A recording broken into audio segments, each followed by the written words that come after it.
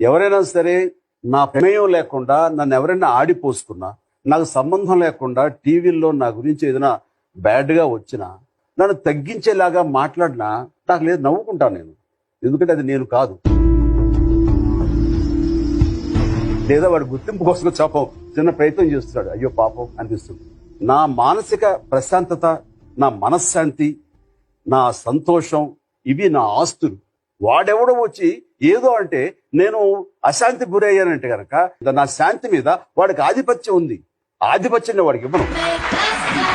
మీలాగా పైకి రావాలనుకునే వాళ్ళందరికీ ఒక డ్రీమ్ పెట్టుకుంటాం. బట్ ఆ డ్రీమ్ రీచ్ అయ్యే లోపే ఆ బాధలకి ఇంక నేను తట్టుకోలేను, I'm going to give up today అనే వాళ్ళకి మీరైనా మెసేజ్ చెప్పగలరా? ఒక నున్నటి ధ్వజస్తంభం ఉందండి. చాలా కప్పలు వాటిని మీద ఎగబాకాలని చూస్తున్నాయి. అక్కడ ఏం జరుగుతుందిరా అని అడిగాడు. కప్పలన్నీ స్తంభం ఎక్కుతున్నాయి, నున్నగా ఉన్న స్తంభం, పైగా దాని మీద ఆయిల్ పూసారంట, అవి ఎక్కుతున్నాయి.